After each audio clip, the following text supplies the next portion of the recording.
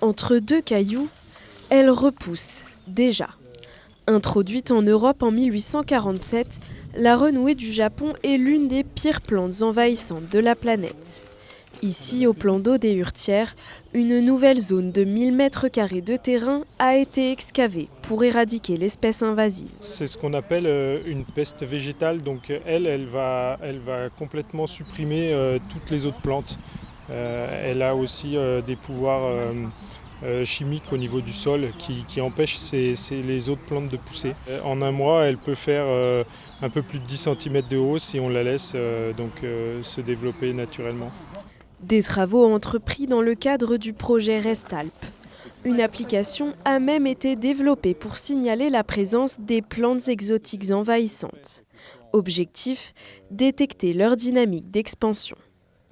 Voilà, toutes les images ont été envoyées correctement, merci. Avec cette appli, on peut reconnaître et enregistrer la présence d'espèces exotiques envahissantes, des plantes qui arrivent des pays lointains et qui sont en train de se diffuser de manière assez dangereuse dans nos territoires.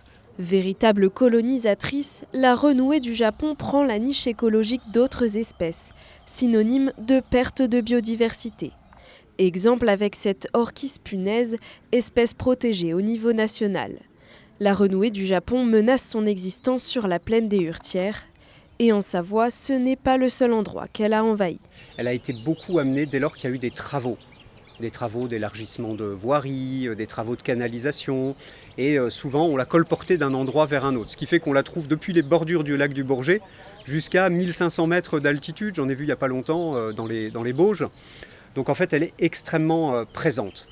L'idée pour nous, c'est de ne pas l'enlever partout parce que c'est peine perdue. C'est essayer sur des milieux vraiment riches où il y a des enjeux de biodiversité de pouvoir progressivement lutter contre la renouée et aussi améliorer les milieux naturels. Située sur un espace Natura 2000, une partie de ce plan d'eau est donc dédiée à la préservation de la nature. Un usage à concilier avec l'accueil des baigneurs, car c'est aussi le 3e lac le plus fréquenté de Savoie.